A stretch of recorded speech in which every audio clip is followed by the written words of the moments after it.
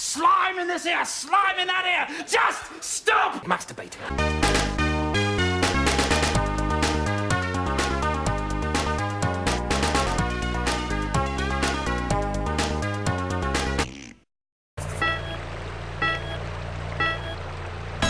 I think recommending a game on potential alone is nothing short of lazy, especially if it's a product deemed complete and/or is being sold for anything but monopoly money. This nebulous concept of potential is a sword that swings two ways. The game can have the potential to be good, which is what the phrase is normally used for, but it can also have the potential to die on its elbows. Garfield Kart is a game that many critically bankrupt players would say has potential. Potential to be good, that is, I don't disagree, but I will be a bit more specific as to how exactly it could be a good game. But first I want it on the record that I didn't get this game for Garmfeld, but because it's a kart racer. By now we've already established how much I love this type of game, and this is concrete evidence I'll go to any extreme to eke out whatever joy I can. The exploits of Garfield are foreign to me. From what I understand, he's a cynical cat who hates Mondays and loves lasagna. What any of these things have in common, or what narcotics were consumed to find the connection, also remains a mystery. So why there's a kart racer about the character is something else I'll never truly comprehend. If we're gonna have newspaper characters become racers, I want Andy Caponemi All-Stars Racing transformed! Speaking of comic kart racers, did anyone play Beano Town Racers? I bet you can't play as Billy Whiz! Many others have tried, and all have failed. A newspaper strip isn't going to produce many memorable locations, and even if the ones here are based on other comics, TV shows, movies, and erotic war games, they're hardly interesting. I don't think I've ever seen a more safe kart racer design in my life. Ironic, considering this game turned my urine into Kellogg's cornflakes. Deserts, industrial estates, and modern suburbia make up the majority of maps, with there being about 16 in total. Out of that, you'll probably not see 4 of them due to glitches. The map layout is clever enough to warrant replayability, with plenty of twists and turns to test your abilities to power slide. However, many characters, cars, and upgrades can't do this well, so if you manage to drift, it's more an act of God than you being good. Not like me, I'm all skill, babe! Oh, bugger off! Many others have tried, and all have failed. There's a bit of risk and reward in the shortcuts too. A lot of them have tough terrain that require a bounce power up to reach, but getting through them successfully can put you ahead of other players. But you'll never outpace your memory of this game. This is a stayer, like a wank stain on your best trousers. Only it doesn't smell as nice. Oh, really? Another incentive to try out the shortcuts, or, well, the game itself, besides evidence to doubt the existence of deities, is the hidden jigsaw pieces. There's 3 plonked in obscure and hard to reach places, and to the dev's credit, they're bloody well hidden. Get all 3 and you unlock a wacky picture in the extras menu. As you'd expect from a mindfuck such as this, the pictures have no relation to precisely anything, a bit like the bottom footage in my reviews.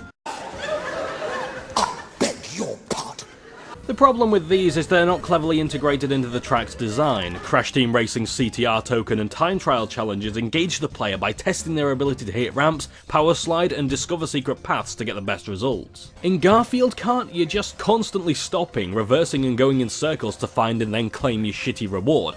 Or rather, a piece of your shitty reward. Besides that, there's no other reason to play, so at this point I'll just confirm what you can already see and try to be a clever dick with the commentary.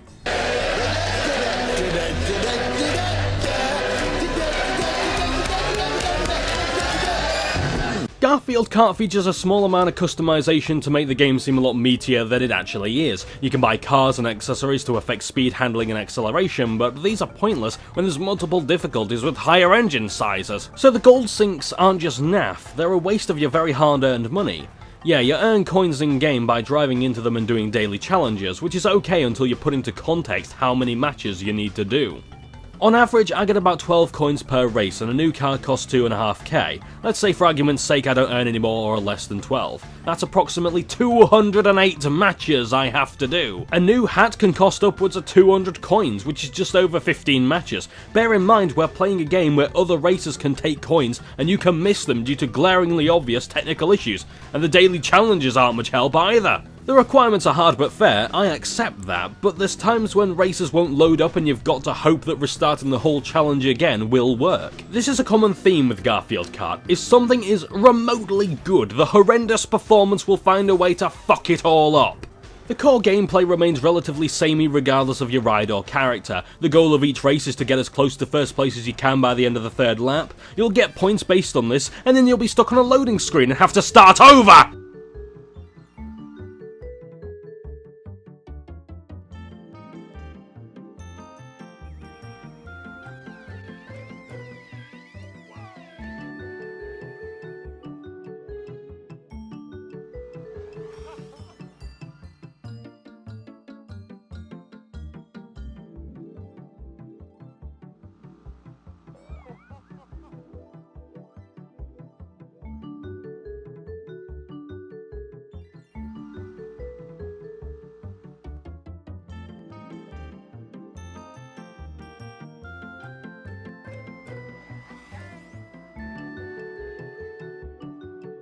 You know, it's like as the French say. Fine, that's enough of that. When you're not asking yourself if suicide is a better alternative to playing this, you'll notice the user face failing to respond, not allowing you to even see limbo, or your controller decides a keyboard and mouse is better for the next map.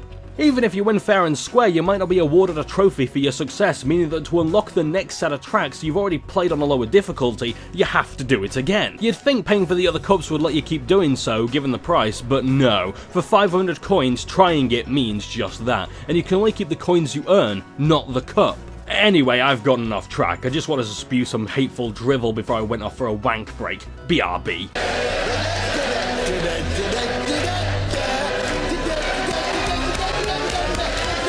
Garfield Kart is a tough game if you don't use the power-ups, and because of the nightmare that is optimization, you might as well not bother with them. With pies and diamonds, you'll often miss targets due to frame skipping, and lasagna's speed boost causes the frame rate to plummet, meaning you'll likely collide with the terrain's ridiculously large hitboxes. The same with springs, they flat out just don't help in most scenarios. Just about the only reliable things are invulnerability perfume and something that makes everyone sleepy. I forget what it was, a pillow or something. This is quite simply because they require no skill or decent performance to use effectively. And I cannot piss and moan enough about how one of the most decent PC kart races is brought low by inexcusable, glaring bugs. Where other racers might control poorly, or are too fast, too slow, unrewarding, over too quickly, or drag their arse along, Garfield Kart seems alright. But how would you possibly know without putting up with all this anarchy? It's a shame given how it's an alright entry-level racer with the stress of fighting with its unforgivable flaws.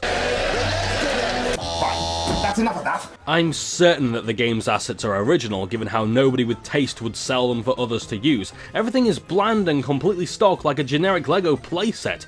And LEGO Racers was a fuck's sight better than this! It can be argued that it's made to look like the cartoons, but surely more could be done to make the world look better still. Looney Tunes Racing is a cartoon kart racer, and it looks and feels like you're playing the television show. Garfield Kart looks and feels like a cactus enema. The only thing it gets right is the character models, but there's no appeal of looking at them from behind. Unless we're talking about the naughty sense.